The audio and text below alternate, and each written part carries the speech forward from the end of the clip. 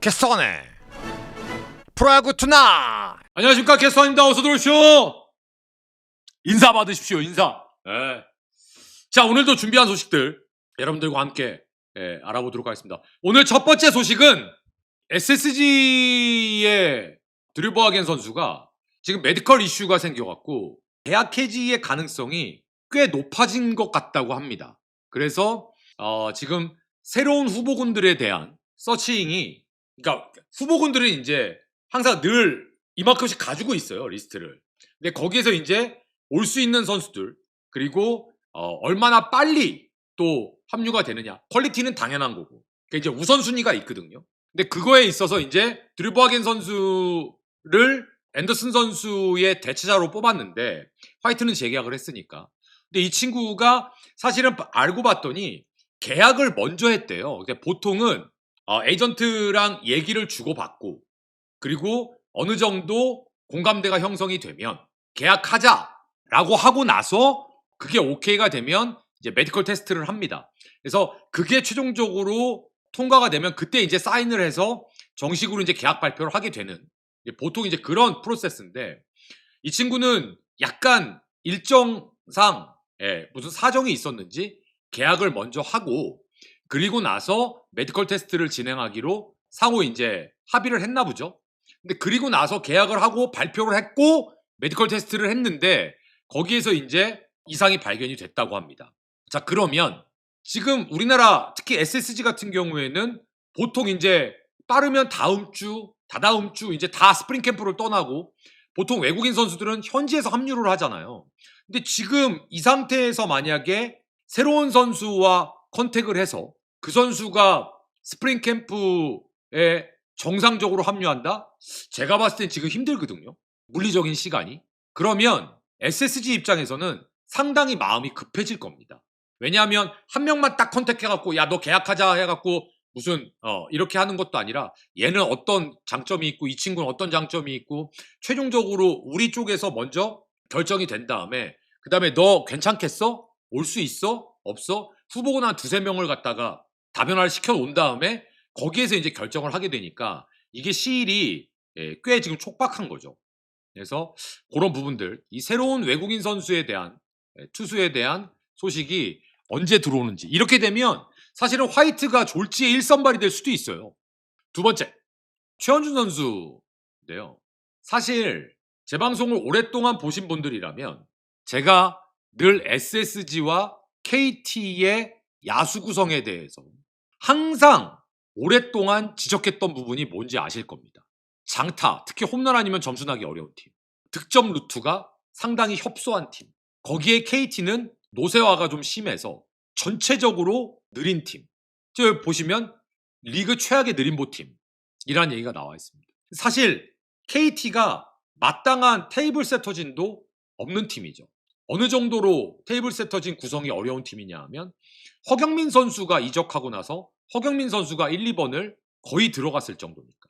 그러니까 이제 최원준 선수가 오면서 테이블 세터진에 들어갈 수 있는, 뛰어다닐 수 있는 거의 유일한 선수가 된 게 아닌가. 지금 그 얘기입니다. 그러니까 최원준 선수는 그래도 도루 2위까지도 한 적이 있었고 꽤 빠른 스피드, 뛸 수 있는 선수이면 틀림이 없으니까요. 근데 저는 한 가지, 최원준 선수의 에버리지 타율과 출루율이 25시즌에 너무 떨어졌다. 아니, 나가야 뛸 거 아니에요. 작년에 최원준 선수는 126경기에서 에버리지가 2할 4푼까지 떨어졌습니다. 이건 출루율은 2할 8푼 9리. 이런 상태라면 사실은 KT에 없는 유형이긴 맞으나 작년 숫자를 나타내준다면 KT에는 사실은 별로 도움이 안 될 겁니다. 저는 최원준이 26시즌에 이 정도의 퍼포먼스를 올릴 것이다라고는 전혀 생각하지 않습니다. 적어도 최원준은 부상이 없다면 3할에 근접하거나 3할을 넘는 성적을 보일 것이라고 생각을 합니다. 그 이유는 사실은 기아에서는 여러 가지 이유로 최원준 선수가 좋은 심리적인 상태를 가지고 있지 못했고 트레이드까지 또 됐고, 그런데 이제는 FA로 최원준 선수에 대한 가치를 처음서부터 인정해주는 팀으로 왔고 또 기본적으로 워낙 빠따지를 할 줄 아는 선수이기 때문에 저는 이 친구에게 롤을 하나를 딱 맡겨 놓으면 충분히 어느 정도의 퍼포먼스는 저는 보여줄 거라고 생각을 합니다. 그래서 KT의 외야의 중심은 최원준 선수가 될 거다. 자, 그 다음 연이어서 KT 소식 장성호 포수에 대한 얘기인데요. 많은 분들이 이미지 때문에 그런지 모르겠는데 장성호 선수에 대한 굉장한 평가 절하를 하더라고요. 저는 KT가 지난 5년간 포스트 시즌에 진출할 수 있었던 여러 가지 이유 중에 상당히 높은 비중을 장성우의 역할이라고 저는 생각을 합니다. 지금 장성우가 만약에 KT에서 빠져버리잖아요. 그러면 포수 주전은 한승택 선수가 유력할 겁니다. 그러면 한 시즌을 치르는 데 있어서 장성우의 역할과 한승택의 역할은 차원이 다를 겁니다.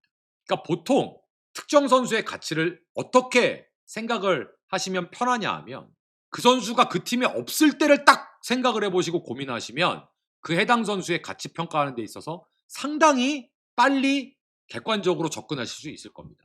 그 얘기는 뭐예요? 지금 KT에서 포수에서 장성호가 없다고 한번 생각을 해보십시오.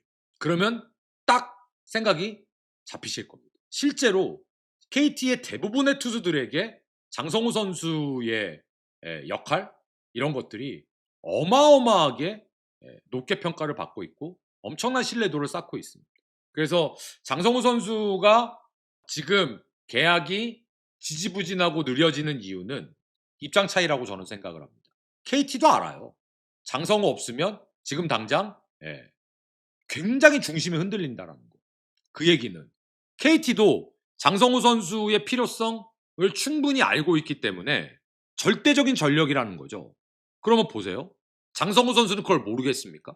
그러면 뭐가 생기겠어요? 기대가 생기겠죠. 액수에 대한 기대.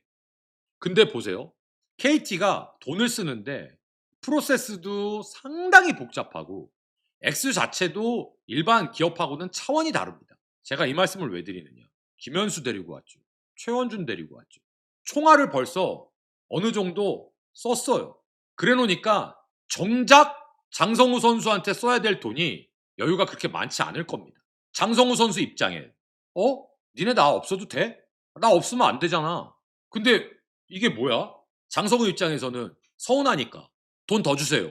KT에서는 아이 알잖아. 우리 이거밖에 없어. 왜 그래? 장성우는 이 말이 돼요 이게? 그러니까 그러다 보면 한쪽에서 양보를 정말로 통 크게 하지 않는 이상은 생각보다 오래 갑니다. 그래서 아마 생각보다 장성우 선수에 대한 이 계약 이슈가 꽤 난항이고 어려운 퍼즐일 것 같아요. 이번에는 포수 얘기, 최재훈 선수 얘기입니다. 내년 시즌 끝나고 포수들 FA가 어마무시한 것 같아요. 일단 나오고 있는 최재훈 선수, 그 다음에 LG 트윈스의 박동원 선수, 김태군 선수, 이 친구들이 다 FA가 될 수 있다. 양의지 선수는 옵트아웃을 옵트아웃을 하면 FA 시장에 나올 수 있다는 거죠. 그러니까 김태군, 양의지, 박동원, 최재훈까지 나올 수 있다. 가능성으로 본다면. 그러면 이제 포수 대이동이 있을 수도 있는 시즌인데 과연 이들이 연쇄 이동이 될 것이냐. 그래서 최재훈을 한화가 다른 대안이 없어서 잡아야 된다. 그럼 과연 어떤 방식으로 어떻게 잡을 거야? 예를 들면 이런 게 있을 수 있죠. 시즌 끝나고 나면 FA 계약을 해야 되는데 내년 시즌이 시작되고 시즌 끝나기 전에 단연 계약으로 미리 잡을 수도 있는 거고. 그러면 얼마에? 아니면 하나 팬들 입장에서 물론 그것도 좋은 얘기인데 시즌 끝나고 냉정하게 한번 시장 평가를 받아보고 우리도 할 수 있다면 다른 FA를 선언한 다른 외부에서의 포수를 데리고 오는 것도 한번 검토해봐야 되지 않겠어? 이런 의견도 있을 수 있잖아요. 과연 여러분들 생각은 어떻습니까? 여러분들이 한화의 결정권자라면 최재훈 선수 체제를 계속 유지합니까? 아니면 나는 최재훈보다는 예를 들면 다른 누구가 왔으면 좋겠는데 아까 KT도 조대현 선수나 강현우 선수 얘기를 드렸지만 하나도 좋은 포수들 어린 친구들이 자리 잡고 있거든요. 근데 그 친구들이 크려면 누군가 기준을 잡아줘야 될 거 아니에요. 그래서 어차피 외부에서 들어올 수 있는 포수들도 나이들은 다 비슷해 최재훈 선수랑. 그러니 이것도 상당히 생각해 볼 만한 이슈, 계제가 될 겁니다. 지금 현재 하나전력에서 최재훈은 화려함이 떨어져서 그렇지 절대적인 전력이면 저는 틀림없다고 생각합니다. 근데 이제 최재훈이 무조건 하나 선수일 수밖에 없는 시간은 1년밖에 남지 않았다라는 거. 요것도 한번 생각을 해보자고. 다음, 김호령입니다. 저는 이런 선수를, 여기서 말하는 이런 선수란 고생 많이 하고 그 고생을 버티고 이겨낸 선수를 뜻합니다. 근데 김호령 선수를 저는 워낙 예전서부터 응원을 많이 했습니다. 충분히 자질은 무지막지하게 갖고 있는데 이상하리만큼 터지지 않아서 참 안타까운 선수들. 근데 그랬던 김도영 선수가 25시즌에 그 수많은 기아 타이거즈의 선수들이 부상으로 빠지면서 기회가 왔을 때 그 기회를 드라마틱하게 잡았죠. 근데 놀랍게도 26시즌 이후에 FA랍니다. 그래서 저는 이 김호령 선수가 과연 FA 시장에 나올지 안 나올지 모르겠어요. 나올지 안 나올지 모르겠는데 중요한 건 김호령 선수가 나와서 얼마 받을 거야 도 물론 중요하지만 저는 김호령 선수가 26시즌에 25시즌의 모습을 연속성 있게 보여주는 게 우선이라고 생각을 합니다. 만약에 그렇게 보여주잖아요? 그러면 얘기가 조금 달라질 겁니다. 우리 리그에 중견수다운 중견수가 씨가 말랐습니다. 언제서부턴가 중견수는 외야로 컨버전하는 선수들이 가장 많이 들어가는 포지션이 됐어요. 도대체 언제서부터 중견수가 그따위 자리가 됐죠? 외야에서 가장 수비 범위가 넓어야 되고 가장 센스 있는 선수가 들어가야 되는 포지션인데 그래서 박혜민 하는 거예요. 근데 김호령은 오리지널 외야수의 수비는 뭐 중견수는 대한민국에서 절대 빠지지 않는 선수고 항상 타율이 너무너무 극악이라 그게 문제였는데 작년에 그거를 스텝업을 한 2단계 3단계 했잖아요. 그리고 우리나라에서 더더욱 귀한 그렇죠. 우타이기도 하고 엄청나게 상품 가치가 높아졌다니까요. 25시즌을 계기로 해서. 근데 중요한 건 그 연속성을 보여줘야 된다는 거죠. 26시즌에. 그러면 생각보다 김호령 선수의 가치가 꽤 높게 평가받을 수도 있을 겁니다. 툭 까놓고 얘기해서 기아의 김호령이 빠졌어요. 없어요. 중계수 누가 봅니까? 나성범이 볼 거예요? 보세요. 어느 순간 기아도 외야가 어라? 이렇게 됐다니까요. 즉 김호령은 순식간에 기아 타이거즈에 없어서는 안 될 넘버원 중견수가 돼버렸습니다. 그 얘기는 조금 넓게 보면 저 정도의 중견수가 있는 팀이 생각보다 많지 않다라는 겁니다. 김호령 선수의 멋진 26시즌 응원하도록 하겠습니다. 오늘 마지막 소식입니다. 지금 온통 사이판에서 난립니다. 우리 국가대표 야구팀 때문에. 근데 인정해요. 야구 인기가 이만큼 높은 거. 저는 WBC 앞두고 이렇게 빨리 전지훈련 가는 건 본 적도 없고 지금 전 세계 어느 팀도 WBC 앞두고 이렇게 다 모아갖고 연습하는 팀 지금 대한민국밖에 없습니다. 목표는 8강인데. 근데 지금 우리 내야를 한번 보면 그러니까 지금 이게 오리지널 멤버 엔트리 발표는 아닌데 하나하나 한번 꼽아봅시다. 1루수, 주전 1루수 누굽니까? 대표팀. 없어요. 전문 1루수가 없는데 뭘. 그게 우리나라 야구의 문제예요. 문보경 선수는 전문 1루수가 아닌데 1루를 봐야 돼요. 재밌는 건 팀에서는 3루수래요. 이게 뭐 하는 거예요 이게. 뭐 암튼 지금 전문 1루수가 없는 상태에서 1루 문보경이라고 칩시다. 2루 누구예요? 신민재. 저는 2루는 김혜성이라고 생각해요. 유격수는 누굽니까? 김하성, 김주원. 3루는 누굽니까? 3루 노시환, 김도영, 김영웅. 제가 이거를 왜 여러분들한테 여쭤봤는 줄 아세요? 중요한 건 누가 어디에 들어가느냐는 대표팀이 그만큼 지금 좋은 선수가 많다라는 얘기입니다. 다만 말씀드린 대로 전문 1루수가 없어서 감독의 매니지먼트가 매우 중요할 거예요. 자, 예를 들면 노시환을 1루로 쓰는 방법도 있잖아요.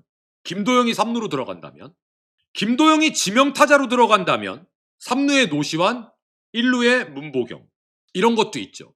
아까 유격수에 김하성과 김주원이 있다라고 했는데 김혜성도 유격수에 들어갈 수 있습니다. 김하성이, 김주원이 생각보다 타격이 안 좋으면. 그러면 신민재가 2루로 들어갈 수 있겠죠. 자, 제가 여기서 하고 싶은 얘기는 뭐냐 하면 신민재는 2루만 볼 수 있습니다. 내야에서. 근데 김하성, 김혜성은 유격수, 3루수, 2루수 다 볼 수 있어요. 그래서 내야는 그때그때 달라요입니다. 한 선수가 딱 특정 포지션에 박힐 수 있는 상황이 아니에요. 그 정도로 좋은 친구들이 많아요. 경쟁력이 있습니다. 그런데 여기 보시면 국대 유격수는 누구야? 김혜성과 김주원이라고 딱 이 기사에선 나와 있어요. 그래 아까 제가 말씀드린 대로. 그럼 김하성은? 놀아? 그러네. 김하성을 숏으로 쓰고 김혜성을 세간으로 쓰면 3루에 김도영이고 전 이게 정배 같은데요. 그러니까 몸만 완전하다면 3루 김도영, 숏 김하성, 2루 김혜성, 1루 문보경이나 노시환. 전 이게 정배 같아요. 정리해서 말씀드리면 내야에 워낙 좋은 선수들, 메이저리그에서 노는 선수들이 많기 때문에 꽤 있기 때문에 그들을 중심으로 해서 다른 선수들이 백업을 해주는 그런 역할로 들어가면 충분히 경쟁력이 있으니까 내야는 걱정 노. 더 크게는 야수는 걱정 노. 그리고 이왕 저렇게 사이판에서 열심히 일찌감치 모여서 몸 만들고 할 거 모습을 보인다면 진짜 좋은 성적을 좀 내서 야구 인기가 퀄리티도 그거에 비례하게끔 좀 보여줬으면 하는 그런 바람을 말씀드려 보겠습니다. 자, 오늘 정리해서 준비한 소식 이렇게 다 말씀을 드렸습니다. 제가 다시 한번 말씀드리지만 매일 이렇게 주제를 선정하는 데 있어서 제가 이제 각 팀별로 좀 분배를 좀 될 수 있으면 좀 공평하게 하려고 노력하고 있습니다. 흔히 말하는 저는 참 싫어하는 표현인데 비인기 팀들의 소식을 제가 꽤 많이 다루는 이유는 인기팀 소식 저 아니어도 다루는 데 많잖아요. 저는 그 생각을 늘 갖고 있습니다. 선수도 마찬가지고. 그래서 제 방송을 보시면서 그동안 비시즌에 접하기 힘든 팀의 선수들 얘기들, 소식들 많이들 가져가시기를 하는 바람에서 이렇게 준비하고 있으니까 많이 공감해 주시고 또 응원해 주시고 구독해 주시고 좋은 댓글 많이 부탁드리겠습니다. 오늘도 준비한 소식 여러분들과 열심히 달려왔고요. 내일 또 좋은 소식으로 인사드리겠습니다. 캐스터였습니다. 고맙습니다.